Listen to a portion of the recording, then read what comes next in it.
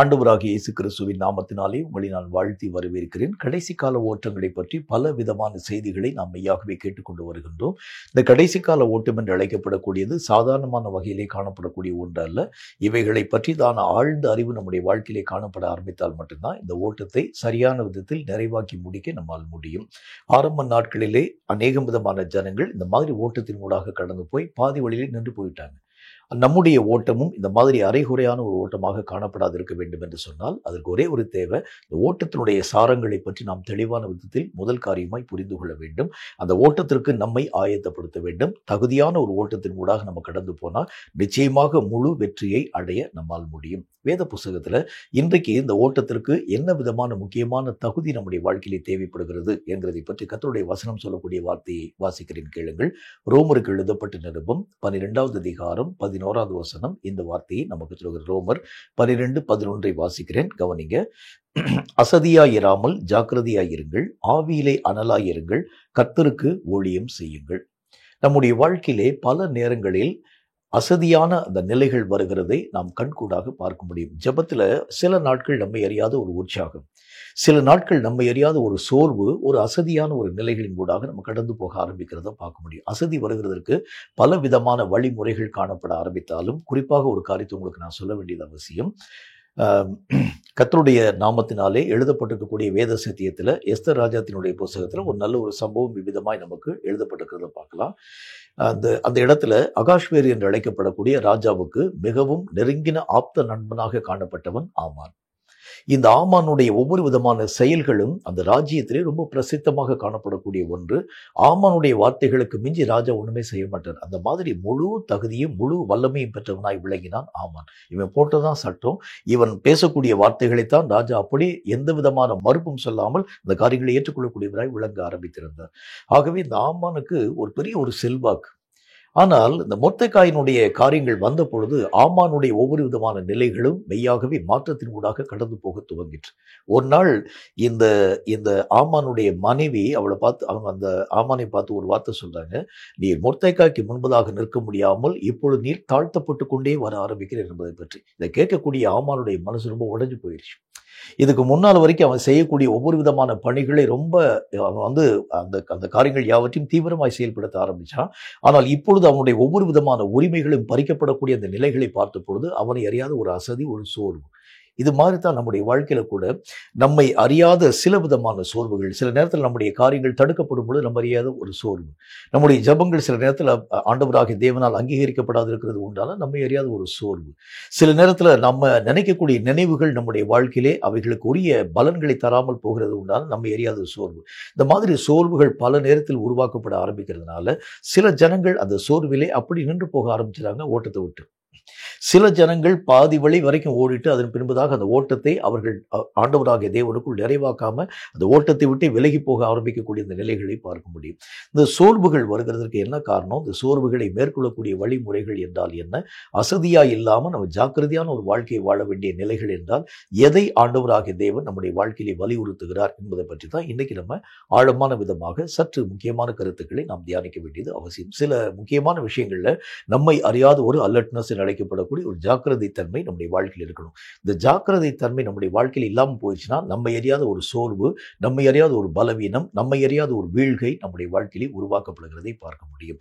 ஜாக்கிரதை அப்படின்னா எதை ஆண்டவராகிய தேவன் நம்முடைய வாழ்க்கையிலே விசேஷமா எதிர்பார்க்கிறார் என்று பாருங்கள். 2 பேதுருவின் புஸ்தகத்துல அதுல 3வது அதிகாரம் 14வது வசனம் இந்த வார்த்தையை நமக்கு சொல்கிறது. 2 பேதுருவின் புஸ்தகம் 3வது அதிகாரம் 14வது வசனத்தை கொஞ்சம் நான் நிதானமா வாசிக்கிறேன், கவனிங்க. ஆகையால் பிரியமானவர்களே, இவைகள் வர காத்திருக்கிற நீங்கள் கரையற்றவர்களும் பிழை இல்லாதவர்களுமாய் சமாதானத்தோட அவர் சந்நிதியில் காணப்படும்படி ரொம்ப ஜாக்கிரதையா இருக்கணுமா. என்னுடைய வாழ்க்கையிலே எந்த காரியத்தினுடைய அடிப்படையில் சோர்ந்து போகாமல் நான் இயங்கணும்னு சொன்னால் சில ஜாக்கிரதைக்குரிய காரியங்கள் என்னுடைய வாழ்க்கையில வர ஆரம்பித்தா தான் நான் ஆண்டவராகிய தேவனுக்குள் சோர்வில்லாத ஒரு இயக்கம் வாய்ந்த ஒரு மனிதனாக விளங்க முடியும்.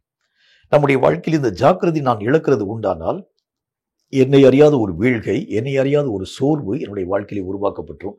எதில் நான் ஜாக்கிரதையாக இருக்கணும் அப்படின்னா, ஒரு நினைவு நம்முடைய வாழ்க்கையை விட்டு ஒரு நாளும் மெய்யாகவே நம்மை விட்டு கடந்து போய்விடவே கூடாது. என்ன நினைவு இருக்கணும்? எல்லா விதமான மக்களும் ஒரு நாளில் கர்த்தராகிய தேவனுக்கு முன்பதாக நிற்க வேண்டும். அதுனே நம்ம எப்படி நிற்கணுமா, அவர் நல்ல ஒரு வார்த்தையை எப்படி எழுதுகிறார் பாருங்கள். பிரியமானவர்களே, இவைகள் வர காத்திருக்கக்கூடிய நீங்கள் கரை இல்லாதவர்களாய், பிழை இல்லாதவர்களாய், கர்த்தருக்கு முன்னால சமாதானமாய் நீங்கள் இருக்கக்கூடிய அளவிற்காக இருக்கணுமா. அங்கே போய் நம்ம வந்து சஞ்சலத்தோடு கூட நம்ம நிற்கக்கூடாது. ஐயோ கர்த்தர் என் பேரை சொல்லி கூப்பிட்டுவாரே, என்னுடைய காரியங்களை பற்றி ஆண்டவராகிய தேவன் நியாயம் தெரிவித்தவர்னு சொல்லி அந்த ஒரு பயத்தோடு கூட நம்ம போய் நிற்கக்கூடாது. சமாதானத்தோடு கூட சந்தோஷமாய் அவருடைய சன்னிதானத்தில் போய் நிற்கக்கூடிய அளவிற்கு. அப்படின்னா நம்ம செய்ய வேண்டிய முக்கியமான ஒரு காரியம் என்ன? இந்த ஒரு நினைவு என்னுடைய வாழ்க்கையில் வந்துச்சுன்னா, இந்த உலக வாழ்க்கையிலே காணப்படும் ஒரு நொடி நேரத்தை கூட நான் என்னுடைய வாழ்க்கையிலே வீணாக கழிக்க மாட்டேன். ஏன்னா ஒரு நாளில் நான் கர்த்தராகிய தேவனை நான் போய் சந்திக்கணும். சந்திக்கிறதுக்கு முன்பதாக கர்த்தராகிய தேவன் என்னை பார்த்து எந்த விதமான குறைவையும் சொல்லாதிருக்க வேண்டும் என்றால், இப்பொழுதே நான் என்னுடைய வாழ்க்கையை சரியான விதத்தில் இயங்கும் ஒரு விதத்தில் உருவாக்க வேண்டியது அவசியம். இந்த ஒரு நினைவு தான் ஆரம்ப நாட்களிலே காணப்பட்ட மக்களுடைய வாழ்க்கையிலே எல்லா விதமான நிலைகளிலும் பரிசுத்தமாகுதலை அவருடைய வாழ்க்கையிலே ஆசரிக்கக்கூடியதாய் விளங்க துவங்கிற்று. அப்போஸ்தலனாகிய பரிசுத்த பவுல் தன்னுடைய நிருபத்தில் எழுதும் பொழுது அவர் சொல்லுகின்றார், நீங்கள் ஜாக்கிரதையாக பரிசுத்தமாகுதலை ஜாக்கிரதையாக நீங்கள் ஆசரிக்க பிரயாசப்படுங்க. நம்முடைய அந்தரங்கமான வாழ்க்கையில ஒரு பரிசுத்தமாகுதல் நம்முடைய வாழ்க்கையில உருவாக்கப்பட வேண்டும்.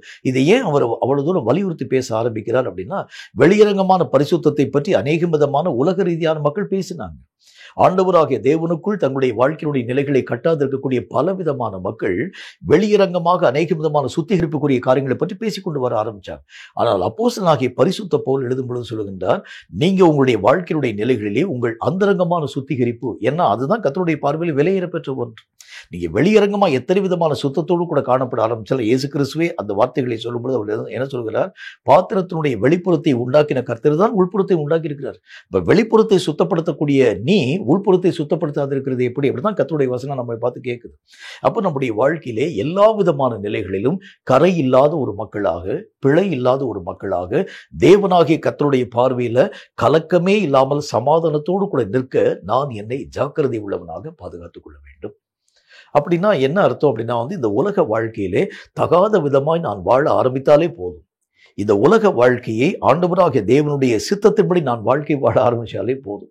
என்னுடைய மன விருப்பங்கள் எல்லாம் மறுக்கப்பட்டு தேவனுடைய விருப்பங்களுக்கு ஏற்ற வண்ணமாக நான் வாழ்க்கையை வாழ ஆரம்பிச்சாலே போதும். ஆண்டவருக்கு முன்பதாக நிற்கக்கூடிய முழு தகுதி என்னுடைய வாழ்க்கையில உருவாக்கப்பட ஆரம்பிக்கிறதை பார்க்க முடியும். இப்ப எப்ப நம்முடைய வாழ்க்கையில கலக்கம் வரும், எப்ப நம்முடைய வாழ்க்கையில சோர்வு வரும் அப்படின்னா, சில நேரங்களில் கர்த்தராகிய தேவனுடைய வழியும் என்னுடைய வழியும் மாறுபட்டதாக இருக்கிறது உண்டானால் என்னுடைய வாழ்க்கையிலே என்னை அறியாத ஒரு சோர்வு உருவாக்கப்பட ஆரம்பிக்கிறத பார்க்க முடியும். கர்த்தராகிய தேவன் எனக்கு எதிராளியாய் வருகிறது உண்டானால் என்னை அறியாத ஒரு சோர்வு என்னுடைய வாழ்க்கையில் வந்துடும். அதனாலதான் கர்த்தர் சொல்லுகின்றார், தேவனோடு கூட இணைந்து நடக்க நீங்கள் பிரயாசப்படுங்க. இதுதான் ஆண்டவராகிய தேவனுக்கு முன்பதாக ஜாக்கிரதையாய் நீங்கள் உங்கள் வாழ்க்கையிலே ஆசரிக்க வேண்டியது அவசியம். கர்த்தர் வேகமாக நடந்தால் நீங்க வேகமா நடங்க. கர்த்தர் அதாவது கொஞ்சம் ஸ்லோவா ஆண்டவராகிய இயேசு கிறிஸ்து நடக்கிறது உண்டால் அவரோடு கூட நீங்களும் நானும் ஒருமித்து நடக்கக்கூடிய ஒரு மக்களாக விளங்க வேண்டியது அவசியம். அவர் ஃபாஸ்டா போனா ஃபாஸ்டா போங்க, ஸ்லோவா போனா ஸ்லோவா போங்க, நின்றுட்டாருன்னா நில்லுங்க. நீங்களாக மிஞ்சி கடந்து போக ஆரம்பிக்கிறது உண்டான இந்த விஷயத்துல ரொம்ப ஜாக்கிரதையாக. அப்படின்னா என்ன அர்த்தம்? எந்த ஜாக்கிரதையை கர்த்தராகிய தேவன் நம்முடைய வாழ்க்கையில விரும்புகின்றார் அப்படின்னா, கர்த்தராகிய தேவனை விட்டு உங்களுடைய கண்களை இங்கும் அங்கும் விலக்காம அவர் என்ன காரியத்தை செய்யறாரோ அதே மாதிரி நீங்க செஞ்சுட்டு போயிட்டீங்கன்னா, கர்த்தருக்கு முன்பதாக கரை இல்லாதவர்களாய், பிழை இல்லாதவர்களாய் நிற்கக்கூடிய திராணி பெற்ற மக்களாக உங்களுடைய வாழ்க்கை நிலைகள் உருமாற்றத்தின் ஊடாக கடந்து போகிறத பார்த்துருவீங்க. இப்ப இன்னைக்கு நிறைய பேருடைய வாழ்க்கையில ஆண்டவராகிய தேவனை சந்திக்க அவங்களுக்கு பயம். செஞ்சிருக்கக்கூடிய கிரியைகளை பார்க்கக்கூடிய நேரத்தில் கர்த்தருடைய நியாயத்தீர்ப்பு எனக்கு என்னமாய் முடிய போகிறது ஒரு பயத்தோடு கூட அவங்க வாழ்க்கை வாழ ஆரம்பிக்கிறாங்க. பயமே இல்லாம கர்த்தருக்கு முன்பதாக நிற்கக்கூடிய முழு தகுதி நாம் ஏற்ற வேண்டும் என்று சொன்னால் ஒரே ஒரு மார்க்கம் தான் உண்டு. அவர் நின்னா நில்லுங்க, அவர் உட்கார்னா உட்காருங்க, அவர் என்ன காரியத்தை செய்ய சொல்கிறாரோ அதுபடி செஞ்சிட்டாலே போதும். கர்த்தருக்கு முன்பதாக கரை இல்லாமல், பிழை இல்லாமல், ஆண்டவருக்கு முன்பதாக சமாதானத்தோடு கூட நிற்க உங்களாலும் என்னாலும் ஆகும். இந்த விஷயத்துல தான் ஒரு ஜாக்கிரதை நமக்கு இருக்கணும். என்னுடைய வழியும் கர்த்தருடைய வழியும் எப்படி இருக்குன்னு ஆராய்ஞ்சு பாருங்க. என்னுடைய நோக்கமும் கர்த்தருடைய நோக்கம் எப்படி இருக்குன்னு ஆராய்ஞ்சு பாருங்க. என்னுடைய விருப்பம் கர்த்தருடைய விருப்பம் எப்படி இருக்குன்னு ஆராய்ஞ்சு பாருங்க. ரெண்டும் ஒன்னா இருந்துருச்சுன்னா உனக்கு பிரச்சனையே இல்லை. இந்த விருப்பமும் ஆண்டவராகிய தேவனுடைய விருப்பமும் மாறுபட்டதா இருந்தால் தேவனுக்கு முன்பதாக நிற்க நம்மளால முடியாது. ஆகவேதான் கர்த்தருடைய வேதத்தில் ஆண்டவராகிய தேவன் சொல்கிறார், எதிலே உங்கள் ஜாக்கிரதை தன்மை நீங்கள் பாதுகாத்துக் கொள்ள வேண்டியது அவசியம். கர்த்தரோடு கூட ஒவ்வொரு விஷயத்தையும் ஒத்து ஒத்து பாருங்கள். ஆண்டவராகிய தேவனுடைய சிந்தை மாதிரி என் சிந்தனை இருக்கான்னு பாருங்க. ஆண்டவராகிய தேவனுடைய நோக்கம் மாதிரி என்னுடைய நோக்கம் இருக்கான்னு பாருங்க. ஆண்டவராகிய தேவனுடைய விருப்பம் மாதிரி என்னுடைய விருப்பம் இருக்கான்னு பாருங்க.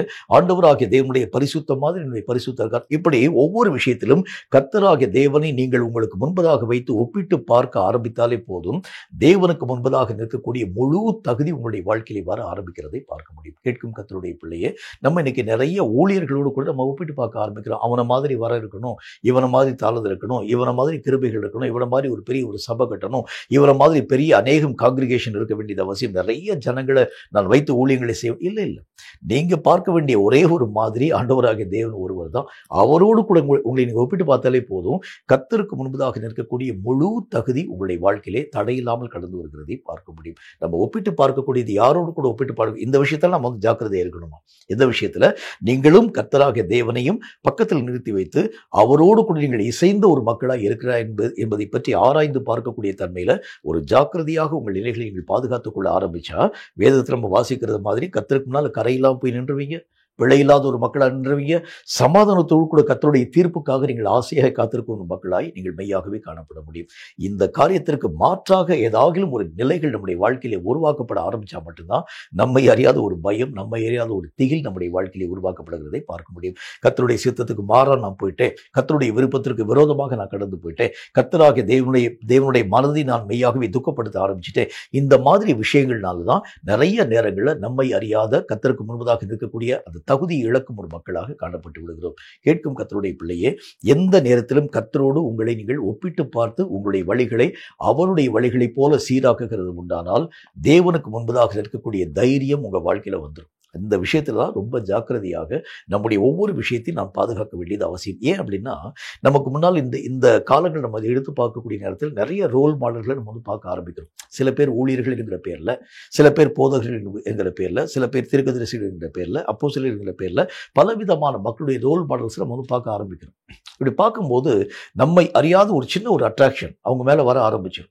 இவங்கள மாதிரி நானும் ஊழியம் பார்த்தா நல்லா இருக்கும், இவங்கள மாதிரி இல்லை. கர்த்தர் என்ன வார்த்தை நமக்கு சொல்ல ஆரம்பிக்கிறார் அப்படின்னா, நீங்க பார்க்க வேண்டியது எது அப்படின்னா, மற்ற ஊழியங்களையோ ஊழியர்களையோ அவங்க ஊழியத்தின் மூலமாய் செயல்படுத்தப்படக்கூடிய காரியங்களே அல்ல, அவர்களை இயக்கும் கர்த்தரை பாருங்க. கர்த்தரையும் உங்களை வச்சு நீங்க வந்து நிறுத்தி நோக்கி பார்க்க ஆரம்பிக்கிறது உண்டானால் தடுமாற்றம் இல்லாத ஒரு வாழ்க்கையின் ஊடாக கடந்து போக உங்களால் முடியும் என்கிறதில் சந்தேகம் ஒன்றும் இல்லை. ரெண்டாவது ஒரு காரியத்தை பாருங்க, எந்த விஷயத்தில் நான் என்னுடைய வாழ்க்கையை ரொம்ப ஜாக்கிரதையாக பாதுகாக்க வேண்டியது அவசியம் என்று பாருங்கள். 1 பேதுருவின் புஸ்தகத்துல அதுல 4வது அதிகாரம் 7வது வசனம் இந்த வார்த்தையை நமக்கு சொல்கிறது. 1 பேதுரு 4வது அதிகாரம் 7வது வசனம் இந்த வார்த்தையை நமக்கு சொல்கிறது. நான் கொஞ்சம் நிதானமா வாசிக்கிறேன், கவனிங்க. எல்லாவற்றிற்கும் முடிவு சமீபமாயிற்று, ஆகையால் தெளிந்த புத்தி உள்ளவர்களாயிருந்து ஜெபம் பண்ணுவதற்கு ஜாக்கிரதை உள்ளவர்களாய் இருங்கள். ரெண்டாவது காரியம், மற்றவங்க சொல்றாங்கிறதுக்காக நீ ஜெபிக்கக்கூடிய ஒரு மக்களா இருக்கக்கூடாது. கர்த்தராகிய தேவன் சொல்லிட்டாரு, நான் ஜெபிக்காட்டி பரலோகத்துக்கு போக முடியாது, அதுக்காக நான் ஜெபிக்கணும், அப்படி இருக்கக்கூடாது. உங்கள் மனம் திறந்து உண்மையான மனதோடு கூட ஜெபிக்கக்கூடிய விஷயத்தில் ஜாக்கிரதை உள்ளவர்களாக, ஜெபத்தை நீங்க விரும்பணும், ஜெபத்தை நீங்க லைக் பண்ணணும். இந்த ஒரு காரியத்தை, ஆண்டவராகிய தேவனை சந்திக்கக்கூடிய விஷயத்தை நான் மெய்யாகவே நேசிக்க பழக ஆரம்பிச்சா தான் அந்த ஜெபம் தான் ஒரு உண்மையான ஜெபமாக, தேவனுடைய அங்கீகரிப்புக்கு பாத்திரமான ஒரு ஜெபமாக விளங்க ஆரம்பிக்கிறதை பார்க்க முடியும். இந்த நாட்கள்ல பலவிதமான மக்கள் வேற வழி இல்லாம ஜெபிக்க ஆரம்பிக்கிறாங்க. சபையில போகக்கூடிய இடத்துல பாஸ்டர் திட்டுவார், நீங்க வந்து இன்னைக்கு நீங்க வந்து ஜெபிச்சீங்களான்னு கேட்பார். நான் ஜெபிக்கலன்னு சொன்னா பாஸ்டர் திட்டுவார். இதுக்காக நான் பயந்து போய் ஜெபிக்கிறேன். சில நேரங்களில் சில மக்கள் சொல்ல ஆரம்பிப்பாங்க, நீங்க வந்து பரலோகத்துக்கு போனா நீங்க ஜெபிக்காட்டி பரலோகத்துக்கு போக முடியாதுன்னு சொல்லிடுவாங்க. பரலோகத்துக்கு போகணுங்கிறதுக்காக நம்ம வந்து ஜெபிக்க ஆரம்பிச்சிடும். நான் உங்களை பார்த்து ஒரு வார்த்தை சொல்றேன், ஆண்டவருடைய வேதம் சொல்கிறதை போல ஜெபம்ங்கிறது கர்த்தரோடு நம்ம பேசக்கூடிய ஒரு முறைமை. இதை மற்றவங்களுடைய அநேகம் விதமான, அதாவது ஒரு கண்டிஷன் பேர்ல நீங்க செயல்படுத்துகிறது உண்டானால் இந்த பேச்சு அது உண்மையான ஒரு பேச்சாக இருக்காது. நீங்க பேசும்போது எப்படி பேசணும், உங்கள் உள்ளத்தை திறந்து கர்த்தரோடு கூட சந்தோஷமா பேசுங்க. உங்களுடைய ஒவ்வொரு காரியத்தையும் விருப்பத்தையும் நீங்க தெரிவிங்க. இதுதான் உண்மையான ஒரு ஜெபமாய் காணப்படுமே தவிர, மற்றவங்க சொல்றாங்க, மற்றவங்க பேசுறாங்க, ஜெபம் பண்ணாட்டி பரலோகத்துக்கு போக முடியாது, ஜெபம் பண்ணாட்டி ஆண்டவருடைய சமூகத்தில் போய் நிற்க முடியாது, இப்படி மற்றவங்களுக்காக நீங்க எந்த விதமான காரியத்தையும் செயல்படுத்துகிறது உண்டானால், இந்த மாதிரி ஒரு ஜெபக்குழுவில் என்னை வந்து இணைச்சிட்டாங்க, இந்த ஒரு இணைப்பின் படி நான் ஜெபிக்கணும், வேற வழி இல்லாம நான் ஜெபிக்க ஆரம்பிக்கிறேன், இப்படிப்பட்ட ஜெபத்தை எல்லாம் கர்த்தர் ஏற்றுக்கொள்ள மாட்டார். ஆண்டவராகிய தேவனுக்கு எப்படிப்பட்ட ஜெபம் பிரியமான ஒரு ஜெபமாய் காணப்பட முடியும்? அந்த வசனத்தில் என்ன விதமான வார்த்தையை பார்க்கிறோம், எல்லா விதமான காரியத்திலும் ஆண்டவர் ஆண்டவராகிய தேவனுடைய வேதம் சொல்லக்கூடிய வார்த்தையின் அடிப்படையில் 1 பேதுரு 4வது அதிகாரம் 7வது வசனத்தை திரும்ப வாசிக்கிறேன் பாருங்க. எல்லாவற்றிற்கும் முடிவு சமீபமாயிற்று, ஆகையால் தெளிந்த புத்தி உள்ளவர்களாய் இருந்து. எதுல தெளிந்த புத்தி?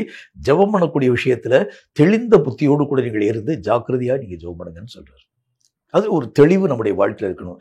நான் மற்றவங்களுடைய இயக்கத்துக்காக நான் ஜெபிக்கல, என்னுடைய தேவைக்காக ஒரு ஆண்டவருடைய சமூகத்தை நோக்கி ஒரு பெக்கர் ரேஞ்சுக்கு நான் போய் ஜெபிக்கல. நான் கர்த்தரோடு கூட பேசும்படிக்காய் கடந்து போகிறேன்னு சொல்லி ஒரு விருப்பத்தோடு கூட கர்த்தராகிய தேவனை நீங்கள் சேர பிரயாசப்பட்டா தான் தேவன் அந்த ஜெபங்களை முழுமையான ஜெபமாக அங்கீகரிக்க ஆரம்பித்து விடுகின்றார். இயேசு ஜெபிச்ச ஜெபத்துக்கும் மற்றவங்க செய்யக்கூடிய ஜெபத்துக்கும் நிறைய வித்தியாசத்தை பார்க்க முடியும். இயேசு ஜெபிக்கக்கூடிய ஜெபங்கள் எல்லாம் பிதாவாகிய தேவனுடைய மனதை தன் பட்சமாக ஏற்கக்கூடிய அளவிற்காகவே அவர் ஜெபிக்க துவங்க ஆரம்பித்தார். எந்த காரியமாய் காணப்பட ஆரம்பித்தாலும் பிதாவாகிய தேவனுக்கு மாற்று கருத்தாக இயேசு கிறிஸ்து ஒரு ஜெபத்தையும் பண்ணவே இல்லை. அவருடைய ஜெபங்கள் எல்லாம் ஒவ்வொரு நேரத்திலும் பிதாவாகிய தேவனோடு கூட தன்னுடைய ஒவ்வொரு காரியங்களையும் வெளிப்படுத்தக்கூடியதாகவே காணப்பட ஆரம்பிக்கிறது. ஜெபத்தை பற்றி இயேசுக்கு யாருமே சொல்லியே கொடுக்கல. நீங்க ஜெபம் பண்ணணும், ஒரு நாளைக்கு 3 மணி நேரம் நீங்க ஜெபம் பண்ணணும், அல்லது ஒரு நாளைக்கு நீங்க 3 தடவை நீங்க ஜெபம் பண்ண வேண்டும் என்கிறதை பற்றி இயேசுக்கு யாருமே சொல்லிக் கொடுக்கல. இவரே மன விருப்பத்தோடு கூட பிதாவாகிய தேவனை அணுகக்கூடியவராய் விளங்க ஆரம்பித்தார். இதுதான் ஜெபம். உண்மையான ஜெபம்னா எப்படிப்பட்டதாக இருக்கணும் அப்படின்னா மற்றவங்களுடைய ஃபோர்ஸினால் நீங்கள் இந்த ஒரு காரியத்தை செய்யக்கூடாது. நீங்களே மனம் விரும்பி அந்த காரியத்தின் மூலமாக கடந்து போகணும். என்னுடைய கர்த்தர் எனக்காக காத்திருப்பார். நான் அவரை காத்திருக்க வைக்கிறது எப்படி? நான் அவர் கூட நான் போய் பேச வேண்டியது அவசியம். இதற்காக நான் என்னுடைய நேரத்தை ஒதுக்க வேண்டும். சில நேரங்களில் அநேக விதமான வேலை பழுவி நிமித்தமாக நான் கடந்து போகிறேன்னு வச்சுக்கோங்களேன். ஒருவேளை நான் இப்போ வெளியூருக்கு போயிட்டுன்னு வச்சுக்கோங்களேன். வெளியூருக்கு போயிட்டு அந்த நேரத்துக்குள்ளாக சரியாக 8 மணிலேருந்து 9 மணி வரைக்கும் நான் ஜெபிக்கக்கூடிய நேரம்னு வச்சுக்கோங்க. ஒரு 7:50 ஆகும்போது என்னுடைய மனதை அடித்துக்கொள்ள ஆரம்பிக்கிறது. ஐயோ, நான் ஆண்டவராக இயேசு கிறிஸ்து நான் சந்திக்கணுமே, 8 மணிக்கு எனக்காக அவர் காத்திருப்பார். இந்த ஒரு விருப்பத்தோடு கூட நீங்க செய்யக்கூடிய ஜெபத்தை தான் கர்த்தர் ஏற்றுக்கொள்வாரை தவிர, சரி இன்னைக்கு ஒரு நாளைக்கு ஜெபம் இல்லாட்டி பரவாயில்லன்னு சொல்லிட்டு நீங்களும் நானும் ஜெபத்தினுடைய காரியத்தை பற்றி ஒரு அக்கறை இல்லாமல் செய்கிறது உண்டானால் அந்த ஜெபங்கள் எவ்வளவு பெரிய ஜெபமாய் காணப்பட ஆரம்பித்தாலும் தேவன் அவைகளை ஏற்றுக்கொள்ள மாட்டார். அப்ப எதிர நமக்கு ஜாக்கிரதை இருக்கணும். தெளிந்த புத்தியாக கர்த்தருடைய மனசை புரிந்து கொள்ளக்கூடிய ஒரு தெளிந்த புத்தி. எதை கர்த்தர் விருப்பப்படுகின்றார், எந்த ஜெபத்தை கர்த்தர் விரும்புகின்றார், நான் என்ன மாதிரி நான் ஜெபிக்கணும் கர்த்தர் எதிர்பார்க்கிறார். ஒரு நேரத்துக்காக நான் ஜெபிக்கணும், 3 மணி நேரம் நான் ஜெபிக்கணும், அதுக்காக இல்லை. என்னுடைய மனசுல விருப்பத்தோடு கூட நான் கர்த்தராகிய தேவனை சந்திக்க நான் போகணும். அவரோடு கூட நான் அளவலாவும்படிக்காக நான் கடந்து போகணும். என்னுடைய மனதில் இருக்கக்கூடிய பாரங்கள் எல்லாத்தையும் சொல்வதற்காக நான் போகணும். எனக்கு என்னென்ன காரியமெல்லாம் எனக்கு ரொம்ப வேதனையாய் காணப்பட ஆரம்பிக்கிறதோ, என்னுடைய உண்மையான நண்பன் அவர் தான், என்னுடைய ஜெபத்தை கேட்கிறவர், அவர்கிட்ட போய் நான் சொல்லணும்.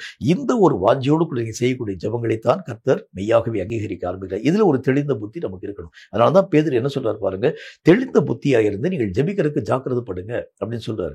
எந்த மாதிரி ஜெபத்தை ஆண்டவராகிய தேவன் விருப்பப்படுகிறார் என்பதை பற்றி ஒரு தெளிவான ஒரு புத்தி நம்முடைய வாழ்க்கையில் இருக்கிறது உண்டானால் அப்படிப்பட்ட ஜெபங்களை செய்து கர்த்தராகிய தேவனுடைய மனதை ஈர்த்து கொள்ள நம்மால் முடியும் என்று கர்த்தருடைய வேத புஸ்தகம் திட்டமும் தீர்க்கமாய் சொல்ல ஆரம்பிக்கிறது. 3வது ஜாக்கிரதையை பற்றி கர்த்தருடைய வேதம் என்ன வார்த்தையை சொல்லுது பாருங்க. ரொம்ப முக்கியமான விஷயம். லூக்கா எழுதின சுவிசேஷத்துல 15வது அதிகாரம் 8வது வசனம் இந்த வார்த்தையை நமக்கு சொல்கிறது. லூக்கா எழுதின சுவிசேஷம் 15வது அதிகாரம் 8வது வசனம் இந்த வார்த்தையை நமக்கு சொல்கிறது. கொஞ்சம் நான் நிதானமா வாசிக்கிறேன், கவனிங்க. அன்றியும் ஒரு ஸ்திரீ 10 வெள்ளிக்காசை உடையவளாய் இருந்து அதில் 1 வெள்ளிக்காசு காணாமல் போனால் விளக்கை கொளுத்தி வீட்டை பெருக்கி அதை கண்டுபிடிக்கிற வரைக்கும் ஜாக்கிரதையாய் தேடாமல் இருப்பாளோ?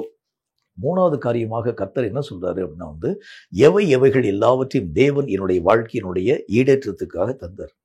சில நேரங்களில் நம்முடைய அலட்சியத்தினால அவைகள் எல்லாவற்றையும் நம்ம இழந்து போயிருப்போம். இழந்து போறது அப்படி விட்டுறாம, புதிய காரியங்கள் வந்துவிட்டது என்பதற்காக பழச நீங்க விட்டுறாம, இவைகளை நீங்கள் உங்கள் வாழ்க்கையிலே ஆசையாய் தேட வேண்டியது அவசியம். தேவன் கொடுத்த ஒவ்வொரு விஷயமும் விலையேற பெற்றது. அது உங்களுடைய வாழ்க்கையினுடைய ஈடேற்றத்திற்காகவே ஆண்டவராகிய தேவனால் கொடுக்கப்பட்ட ஒன்று. இந்த ஸ்திரியை பற்றி ஆண்டவராகிய தேவன் பேசும்போது என்ன சொல்றாரு பாருங்களேன். 10 வெள்ளிக்காசை அவங்க கையில வச்சிருக்கிறாங்க. அதுல 1 வெள்ளிக்காசு தான் காணாம போயிடுச்சு. மீது 9 காசு இருக்கு. அந்த 9 காசுல அந்த அம்மா திருப்தி அடையாம காணாமல் போற அந்த 1 வெள்ளிக்காசை அவர்கள் மெய்யாகவே ஆசையாய் தேட ஆரம்பிச்சாங்க. கண்டுபிடிக்கக்கூடிய வரைக்கும் தேடுறாங்க. கொஞ்ச நேரம் தேடி பார்த்துட்டு பேசாம விடல. கொஞ்ச நேரம் இங்கே பார்க்குறாங்க, அங்கே பார்க்குறாங்க, அந்த காசு காணாமல் போயிடுச்சுன்னு சொல்லி அப்படி விட்டுட்டு மற்ற 9 காசு இருக்கே, இந்த 9 காசை பயன்படுத்தி நான் என்னுடைய வாழ்க்கையினுடைய காரியங்கள் யாவற்றையும் ஆசிரியக்கிறேன்னு சொல்லி விட்டுட்டு போகல. அந்த 1 காசை தேடக்கூடிய வரைக்கும் அவர்கள் ஓய்ந்திராமல் எல்லா இடத்தையும் வீட்டை பெருக்கி அதற்கு பின்பதாக விளக்க கொளுத்தி எங்கே போயிடுச்சு, எந்த டேபிள் கீழே போயிடுச்சு, எந்த விதமான நாற்காலி கீழே போயிடுச்சுன்னு சொல்லி எல்லா விதமான காரியங்களையும் பெருக்கி ஒவ்வொரு காரியத்தையும் சுத்தப்படுத்தி அந்த 1 வெள்ளி காசை இழந்து போன அந்த காசை அவர்கள் திரும்ப பெற ஆரம்பிக்கிறது பார்க்க முடியும். நம்முடைய வாழ்க்கையில கூட பல விஷயங்களை ஆண்டவராகிய தேவன் தந்தது உண்டு. சில விஷயங்கள் நம்முடைய அறியாமையினாலே நம்ம அந்த காரியங்களை யாவற்றையும் விட்டுட்டு போயிட்டோம். சில காரியங்களை நம்ம பயன்படுத்தாம போறதுனால அவைகளை நம்ம நின்று போக ஆரம்பிச்சிருச்சு. சில நேரங்களில் சில வரங்களை நாம் அவைகளினுடைய முக்கியத்துவங்கள் யாவற்றையும் புரிந்து கொள்ள முடியாததுனால அவைகள் எல்லாவற்றையும் நாம் செயல்படுத்த முடியாமல் அப்படி நம்ம விட்டு போக ஆரம்பிச்சிட்டோம். இப்ப அவைகளை பற்றினா நமக்கு எந்த விதமான காரியம் இல்லை. இனி அடுத்தடுத்த விஷயங்களிலே நாம் வளரக்கூடிய ஒரு மக்களாய் விளங்கக்கூடிய ஒரு தன்மையின் ஊடாக நம்ம கடந்து போகிறோம். ஆனால் கர்த்தராகிய தேவன் எதை எதிர்பார்க்கிறார் அப்படின்னா, எந்த ஒரு விஷயம் உன்னுடைய வாழ்க்கையை விட்டு இழக்கப்பட்டு போயிற்றோ அவைகளை தேடாமல் இருக்கிறது தேவனுக்கு முன்பதாக பாவம், குற்றம். அவர் கர்த்தர் கொடுத்தது விலையேறப்பட்ட ஒரு காரியம். இதுல ஒண்ணு கூட நீ இழக்கிறதுக்கு ஆண்டவராகிய தேவன் சம்மதிக்க மாட்டார். யாகவே கர்த்தருடைய வேத புத்தகத்தை வாசிக்கிறோம். இந்த மாதிரி எதெல்லாம் நான் இழந்து போயிருக்கிறேன், ரட்சிக்கப்பட்ட காலத்திலிருந்து இதுவரைக்கும் தேவன் தந்த எந்தெந்த விஷயத்தை நான் இழந்து போயிருக்கிறேன். ஒருவேளை அந்த காலத்துல காணப்பட்டிருக்கக்கூடிய வைராகியத்தை இழந்து போயிருக்கலாம். ஒருவேளை அந்த நாட்களில் காணப்பட்டிருக்கக்கூடிய ஜெப வாழ்க்கை இழந்து போயிருக்கலாம். அந்த நாட்களில் கர்த்தர் மேல வச்சிருக்கக்கூடிய ஒரு தணிக்க முடியாத ஒரு அன்பை நான் இழந்து போயிருக்கலாம். அவைகள் எல்லாம் திரும்ப நீங்கள் பெறக்கூடிய அளவிற்கு அவைகளை நீங்கள் அந்த வீட்டை பெருக்கி நீங்கள் அந்த காரியங்களை கண்டுகொள்ளக்கூடிய அளவிற்கு நீங்கள் தேட வேண்டியது அவசியம். அதில் ஒரு ஜாக்கிரதை நமக்கு இருக்கும். இழந்து போனா போயிட்டு போது விடுகிறது இல்லை. அவைகளை கடைசி வரைக்கும் நீங்கள் தேடி கண்டுபிடிக்க வேண்டியது அவசியம் என்று கர்த்தர் நமக்கு சொல்ல ஆரம்பித்து விடுகின்றார். அப்ப வேதம் சொல்லக்கூடிய மூன்றாவது ஒரு காரியம் என்ன அப்படின்னா, எந்தெந்த விஷயங்களை ஆண்டவராகிய தேவன் உங்களுடைய ஆன்மீக ஈடேற்றத்துக்காக தந்திருந்தாரோ அவைகள் எல்லாம் விலையேற பெற்றவைகள். அவைகள் எல்லாம் மற்றவங்களுடைய கைகளிலே கொடுக்கப்படாத ஒன்று. அவைகளை கர்த்தராகிய தேவன் உங்களுக்காகவே வெல் டிசைன் பண்ணி உங்க கையில கொடுத்தார். ஆனால் இவைகளை உங்கள் அலட்சியத்தினாலும் உங்களுடைய அஜாக்கிரதையினாலும் உங்களுடைய அவைகளை பற்றியதான சகல விதமான தெளிவற்ற ஒரு பார்வையினாலும் அறிவில்லாத ஒரு தன்மையினாலும் நம்ம இழந்து போயிருக்கலாம்.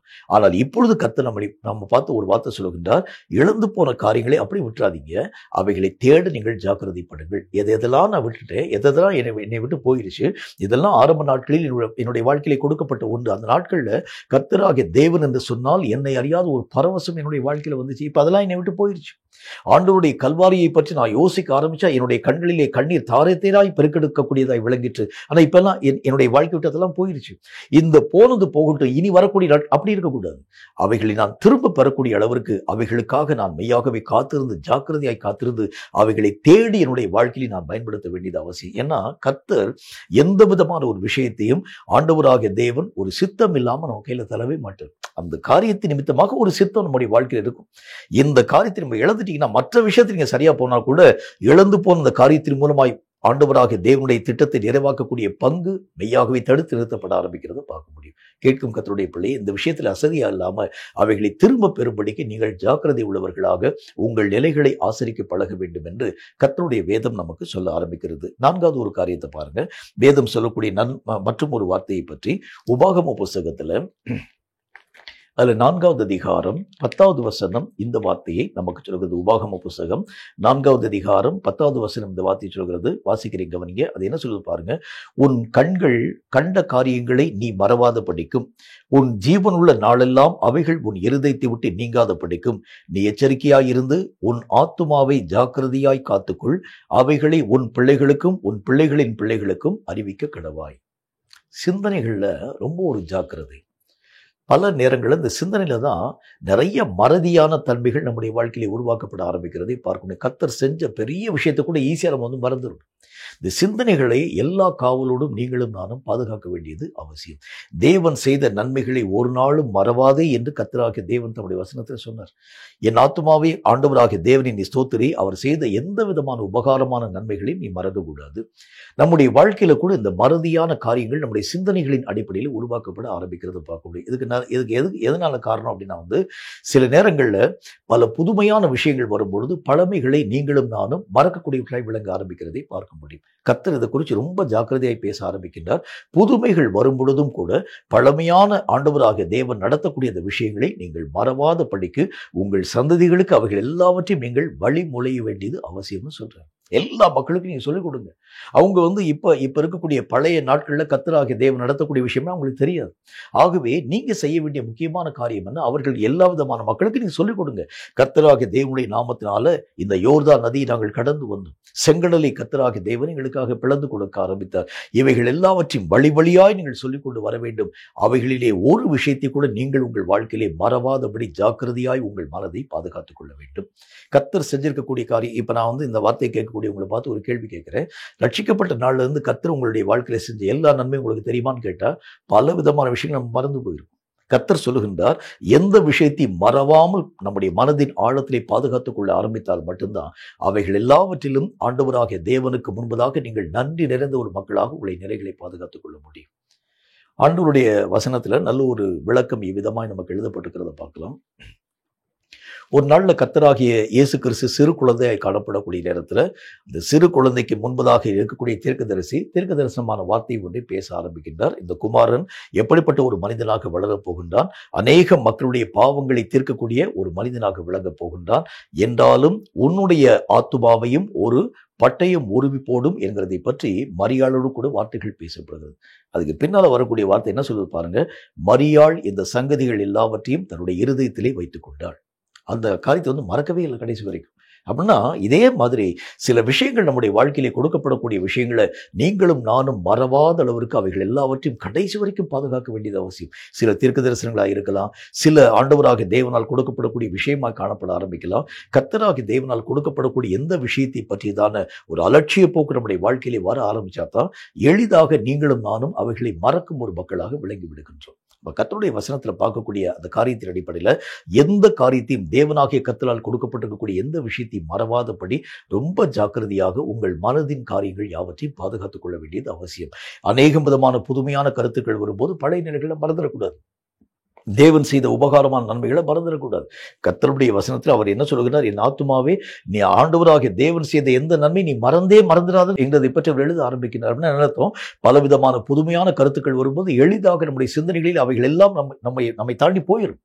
இந்த விஷயத்தை மட்டும் நீங்க ரொம்ப ஜாக்கிரதையாக தேவன் செய்த எந்த காரியத்தையும் மறவாதபடி உங்கள் மனதை நீங்கள் ரொம்ப ஜாக்கிரதையாக பாதுகாத்துக் கொள்ள வேண்டியது அவசியம். இந்த மாதிரி மறந்து போறதுனால தான் பல மக்கள் பலவிதமான இடர்களில் ஊடாக கடந்து போக ஆரம்பிச்சாங்க. இஸ்ரவேல் மக்கள் தேவன் செய்த நன்மையான காரியங்களை மறந்து போக ஆரம்பிச்சனால கர்த்தருக்கு விரோதமாய் அவர்கள் முறுமுறுக்கும் ஒரு மக்களாக விளங்க ஆரம்பிச்சாங்க. இன்னும் பல மக்களை பற்றி அவங்களுக்கு சொல்ல முடியும். அவர்கள் எல்லா விதமான மக்களும் தேவன் செய்த பலவிதமான நன்மையான காரியங்களை மறக்க ஆரம்பிச்சதுனால தேவனாகிய கர்த்தருக்கு எதிரடையாக அவர்கள் இயங்கக்கூடிய ஒரு மக்களாக விளங்க ஆரம்பிக்கிறதை பார்க்க முடியும். எந்த நாளிலும் தேவன் செய்த நன்மையான காரியங்களை மட்டும் மறவாத அளவிற்காக, அது ஆரம்ப நாட்களில் செய்திருக்கக்கூடிய காரியமாய் இருக்கலாம், இப்ப நடைமுறை வாழ்க்கையில் செய்திருக்கக்கூடிய ஒரு காரியமாய் காணப்பட ஆரம்பிக்கலாம். எதுவாக இருந்தாலும் தேவன் செய்த பெரியதோ சின்னதோ அவைகளை கடைசி வரைக்கும் நீங்கள் மறவாத அளவிற்கு நீங்கள் பாதுகாத்துக் கொள்ள ஆரம்பிச்சா மட்டும்தான் தேவனுக்கு முன்பதாக நிற்கக்கூடிய முழு தகுதியை நாம் நம்முடைய வாழ்க்கையிலே பெற்றுக்கொள்ள முடியும். இறுதியாக கர்த்தருடைய வேதம் சொல்லக்கூடிய ஒரே ஒரு வார்த்தையை நான் சொல்லி என்னுடைய செய்தியை நான் நிறைவு பண்றேன். எபேசியருக்கு எழுதப்பட்ட நிருபத்தில் 4வது அதிகாரம் 3வது வசனம் இந்த வார்த்தையை நமக்கு சொல்கிறது. எபேசியர் 4வது அதிகாரம் 3வது வசனத்தை நிதானமா வாசிக்கிறீங்க. சமாதான கட்டினால் ஆவியின் ஒருமையை காத்துக் கொள்வதற்கு ஜாக்கிரதையாய் இருங்கள். ஆவியில ஒரு ஒருமைப்பாடு நம்முடைய வாழ்க்கையில ரொம்ப அவசியமான ஒன்று. ஒருமைப்படாமல் எந்த விதமான ஊழியத்தையும் செய்ய முடியாது. இப்போ உதாரணமாக சபையில் 5 விதமான ஊழியங்களை கர்த்தராகிய தேவன் ஏற்படுத்தி வைத்திருக்கிறார். 1 அப்போஸ்தல ஊழியம், தீர்க்க தரிசன ஊழியம், சுவிசேஷ ஊழியம், மேய்ப்பருடைய ஊழியம், போதகருடைய ஊழியம், 5 ஊழியத்தை கர்த்தர் தந்திருக்கிறார். இவங்களுக்குள்ள ஒரு ஒருமனப்பாடு இல்லைன்னு வச்சுக்கோங்களேன். இந்த 5 பேரும் இணைந்து ஊழியங்களை செய்யாமல் போகிறது உண்டானால அந்த சபை கர்த்தருடைய சித்தத்தின்படி முழுமையாக்கப்படுகிறது எப்படி? இப்ப இதுல அவங்க ஊழியம் செய்யக்கூடிய காரியம் ஒவ்வொருத்தரும் ஒவ்வொரு துறையில ஊழியம் பார்க்குறாங்க. என்றாலும் கூட சமாதான கட்டிலே அவர்கள் ஆவி ஒருமையாக காணப்பட வேண்டியது. அவங்க உயர்த்த வேண்டியது கர்த்தர் ஒருத்தரை தான். மற்றவங்களை தாழ்த்தி மற்ற காரியங்களை நான் என்னை உயர்த்துகிறது அல்ல, நான் கர்த்தராக தேவனை உயர்த்தும்படிக்காக ஒப்புக் கொடுக்கப்பட்டிருக்கக்கூடிய இந்த ஒரு ஊழியக்காரர். ஒரு ஒரு ஒரு தீர்க்கதரிசியா நான் காணப்படுகிறேன் என்று சொல்ல, தீர்க்கதரிசி மற்ற ஊழியக்காரனை ஏளனமாக நினைக்கக்கூடாது. அது மட்டும் இல்லாமல் ஒரு சபை போதகர் மற்ற விதமான ஊழியர்களை அவங்க ரொம்ப ஒரு எல்லா விதமான மக்களுக்கு முன்பது ஒரு தாழ்மையான ஒரு கருத்தோடு கூட அவருடைய நிலைகள் யாவற்றையும் அணுகக்கூடாது. ஒவ்வொரு மனிதனுக்கும் ஆண்டவராகிய தேவன் பொறுப்பு தந்திருக்கிறாரு. இப்போ இந்த சமாதான கட்டினால் வரக்கூடிய ஒருமைப்பாடு ஏன் வருகிறது இல்லை அப்படின்னா அவர்கள் தங்களை மேன்மையாக நினைத்து மற்றவர்களை தாழ்த்தக்கூடியவர்களாய் விளங்க ஆரம்பித்து விடுகிறார்கள். தங்களுக்கு தான் எல்லாமே தெரியும்னு சொல்லி யோசிக்க ஆரம்பிக்கிறாங்க. இல்லை, ஒவ்வொரு மனிதனுக்கும் ஒவ்வொரு விதமான திறமைகள் உண்டு. ஊழியத்தினுடைய அனுபவங்களை கற்று தருகிறார். இப்போ சுவிசேஷருக்கு இருக்கக்கூடிய அனுபவம் ஒரு சபை போதகருக்கு இருக்க முடியாது. அவங்க போய் அநேக விதமான மலைகளிலும் காடுகளிலும் போய் அறிவிக்கக்கூடிய அந்த வார்த்தைகளை மாதிரி சபை போதகனால செய்ய முடியாது. ஒரு தீர்க்கதரிசிக்கு கொடுத்திருக்கக்கூடிய அந்த ஒரு வரத்தை போல ஒரு அப்போஸ்தலனுடைய வாழ்க்கையிலே இப்படிப்பட்ட காரியங்கள் உருவாக்கப்படுகிறது. எளிதான ஒரு காரியம் அல்ல. அது ஒரு கஷ்டமான ஒரு அனுபவம். இப்படி ஒவ்வொரு மனிதனுக்கும் தனித்தனியான திறமைகளை கர்த்தராகிய தேவன் தந்திருக்கும் பொழுது இந்த மாதிரியான இயக்கத்திலே காணப்படக்கூடிய மக்களுக்குள் முதல் தேவை என்ன அப்படின்னா ஒரு ஆவியிலே காணப்படக்கூடிய ஒரு ஒருமனப்பாடு. அது என்ன ஒருமனப்பாடு இருக்கணும்? நம்ம எல்லாரும் சேர்ந்து கர்த்தருடைய நாமத்தை மட்டுமே உயர்த்த போகின்றோம். இதுல நீ பெரியவன் நான் பெரியவன் கிடையாது. என் பங்குக்கு நான் கர்த்தரை உயர்த்தல, நீ வந்து உன் பங்குக்கு உயர்த்து. இப்படித்தான் ஒரு சமாதானத்தினுடைய ஒருமைப்பாடு நம்முடைய வாழ்க்கையிலே காணப்பட ஆரம்பிக்க வேண்டியது அவசியம். இதுல ரொம்ப ஜாக்கிரதையா இருக்கணும். ஏன்னா இந்த ஊழியம் குற்றப்படுத்தப்படக்கூடாத அளவிற்காக நீங்கள் உங்களை பாதுகாத்துக் கொள்ள ஆரம்பிச்சா மட்டும்தான் தேவனுடைய சித்தம் இந்த ஊழியத்தின் மூலம் நிறைவாக்கப்படுகிறதை பார்க்க முடியும். இது ஊழியத்துக்கு மட்டும் பொருந்தக்கூடியதல்ல, ஒரு சபையிலே காணப்படக்கூடிய விசுவாசிகளுக்கு மத்தியிலும் கூட இந்த மாதிரியான சமாதான ஒருமனப்பாடு காணப்படாது இருக்கிறது உண்டானால் சபைகள் குற்றப்படுத்தப்பட ஆரம்பிக்கிறதை பார்க்க முடியும். மக்கள் சபையை குற்றப்படுத்துவாங்க. ஏன்னா அதுல கர்த்தருடைய திட்டம் மெய்யாகவே உருவாக்கப்படல. சமாதானத்தினுடைய ஒருமனப்பாடு இல்லை. ஒருவன் மற்றவனை மெய்யாகவே பழித்து பேசுகிறான், ஒருவன் மற்றவனை தாழ்த்தி பேச ஆரம்பிக்கின்றான். இப்படி ஒருவரை ஒருவர் தாங்க வேண்டிய அவர்கள் ஒருவருக்கு விரோதமாய் ஒருவர் கிரியைகளை செய்ய ஆரம்பிக்கிறது உண்டானால் சபை சாட்சியை இழக்கக்கூடியதாக விளங்க ஆரம்பிச்சிடும். அப்ப வேதத்துல வாசிக்கிறது மாதிரி ஆண்டவராகிய தேவனால் தொடப்பட்டிருக்கக்கூடிய எல்லா மனிதனுக்கும் என்ன தேவை அப்படின்னா, சமாதானத்திலே ஆவியின் ஒருமையை பாதுகாத்துக் கொள்ளக்கூடிய அனுபவத்துல ரொம்ப ஜாக்கிரதை நம்முடைய வாழ்க்கையில தேவை. அப்படி இதுல வந்து என்ன ஒரு காரியம் நம்முடைய வாழ்க்கையில இருக்கணும் அப்படின்னா வந்து, ஒருவேளை நமக்கு முன்பதாக காணப்படக்கூடிய சகோதரன் நம்மை மீறி போகிறது உண்டானால் நீங்க அவங்க கூட போய் நீங்க வந்து தர்க்கம் பண்ணாதீங்க. அவனுக்கு உங்களுடைய காரியங்கள் யாவற்றையும் தாழ்த்தி கொடுங்க. அப்படித்தான் கர்த்தர் சொல்கிறார். அப்படி நீங்க வந்து இணக்கமான ஒரு வாழ்க்கையின் கூடாக கடந்து போனா தான் கர்த்தராகிய தேவனுடைய திட்டம் இந்த உலகத்திலே நிறைவாக்கப்பட ஆரம்பிக்கிறதை பார்க்க முடியும். கேட்கும் கர்த்தருடைய பிள்ளையே, இன்னைக்கு ஊழியர்களுக்கு மத்தியில நிறைய போட்டி. நான் பெரியவன், நீ பெரியவன், நான் இந்த மாதிரி ஊழியம் பார்க்குறேன், நான் இந்த மாதிரி ஊழியம் பார்க்குறேன், நான் இத்தனை சம்பவம் வச்சிருக்கேன், இத்தனை விதமான ஆத்துமகள், அதெல்லாம் இல்லை. வேதம் சொல்லக்கூடிய வார்த்தையின்படி நீங்கள் யாராக இருந்துட்டு போகட்டும், எவ்வளோ பெரிய சபையை நீங்கள் கட்டக்கூடிய ஒரு மக்களாக இருந்தாலும் நீங்கள் செய்யக்கூடிய பணி கர்த்தராகிய தேவனுடைய நாமத்தினாலே ஆத்துமாக்களை கர்த்தரோடு கூட இணைக்கிறீங்க. இதே வேலையை தான் ஒரு சுவிசேஷகனும் செய்கிறான், இதே வேலையை தான் ஒரு அப்போஸ்தலனும் செய்கிறான், இதே வேலையை தான் ஒரு தீர்க்கதரிசியும் செயல்படுத்த ஆரம்பிக்கிறான், இதே வேலையை தான் ஒரு மேய்ப்பனும் செயல்படுத்த ஆரம்பிக்கிறான். இதுல வந்து நம்ம செய்யக்கூடிய வேலை ஒண்ணுதான், ஆனால் அழைக்கப்பட்டிருக்கக்கூடிய அழைப்பு தான் வித்தியாசம். இதுல நீங்களும் நானும் மேன்மைப்பாடுறதுக்கு ஒண்ணுமே கிடையாது. அதனால இந்த ஒரு ஆவியினுடைய ஒருமனப்பாடு நம்முடைய வாழ்க்கையிலே வர ஆரம்பிச்சாதான் தேவனுடைய திட்டம் நம் நிமித்தமாய் உலக அளவிலே பரிபூர்ணம் அடைய ஆரம்பிக்கிறதை பார்க்க முடியும். கேட்கும் கர்த்தருடைய பிள்ளையே, இந்த மாதிரி விஷயங்களை ரொம்ப ஜாக்கிரதையாக உங்கள் ஆவிக்குரிய நிலைகளை நீங்கள் பாதுகாத்துக் கொள்ள ஆரம்பித்தால் கர்த்தருடைய ஊழியங்கள் ஒரு நாளும் குற்றப்படுத்தப்படாததாக, தூஷிக்கப்படாததாக, எல்லா மக்களாலும் அங்கீகரிக்கப்படக்கூடியதாக, எல்லா மக்களும் கர்த்தருடைய ஊழியத்தை ஏற்றுக்கொள்ளக்கூடிய அளவிற்காக நம்முடைய செயல்களின் மூலமாய் அவைகள் எல்லாம் மாற்றத்தின் ஊடாக கடந்து வருகிறத பார்க்க முடியும். இன்னைக்கு கிறிஸ்தவம் ஏன் மக்களால் தூஷிக்கப்படுகிறதுன்னு சொன்னா ஒரே ஒரு காரணம் தான், சபையில ஆவியினுடைய ஒருமனப்பாடு இல்லை, ஊழியர்கள் நடுவில் ஆவிக்குரிய ஒருமனப்பாடு இல்லை. இந்த ஒரு காரியத்தினாலதான் ஆண்டவராகிய தேவனுடைய நாமம் எல்லா மக்களாலும் தூஷணையாக பேசப்பட ஆரம்பிக்கிறதை பார்க்க முடியும். இந்த நாட்கள்ல இந்த மாதிரி விஷயத்துல ஒரு ஜாக்கிரதையான ஒரு அனுபவம் நம்முடைய வாழ்க்கையிலே வருகிறது உண்டானால் நிச்சயமாய் கர்த்தருடைய ராஜ்யம் இந்த பூமியிலே கட்டப்படுகிறது மட்டுமல்லாமல், கர்த்தருடைய சித்தம் இந்த பூமியிலே நிறைவாக்கப்படுகிறது மட்டுமல்லாமல், கர்த்தருடைய மனமும் இந்த காரியத்தின் நிமித்தம் மெய்யாகவே சந்தோஷம் அடைய ஆரம்பிக்கிறதை பார்க்க முடியும். கேட்கும் கர்த்தருடைய பிள்ளைகளாக நீங்களும் நானும் இந்த மாதிரி விஷயங்களை ரொம்ப ஜாக்கிரதையாக நம்முடைய நிலைகளை பாதுகாத்துக் கொள்கிறது உண்டானால், இந்த மாதிரி விஷயத்துல சாதாரணமான ஜாக்கிரதை இல்லை, ஜாக்கிரதையா இருக்கிறதுக்கு நீங்கள் அசதியாக எந்த விதமான காரியத்தை ஆசரிக்காம ரொம்ப கேர்ஃபுல்லாக இவைகளை நீங்கள் ஆசரிக்க ஆரம்பிக்கிறது உண்டானால் நிச்சயமாய் கர்த்தராகிய தேவனுடைய மனம் இவைகளை நிமித்தம் சந்தோஷப்பட்டு ஆண்டவராகிய தேவனுக்குள் நீங்கள் வளரக்கூடியவர்களாய், கர்த்தருடைய ராஜ்யத்தை சென்று அடையக்கூடிய பாக்கியத்தை பெறக்கூடியவர்களாய் விளங்க முடியும் என்கிறதில் சந்தேகம் ஒன்றுமில்லை. தலைகளை தாழ்த்தி கண்களை மூடி கர்த்தருடைய வார்த்தைகளுக்காக நாம் ஜெபம் செய்வோம்.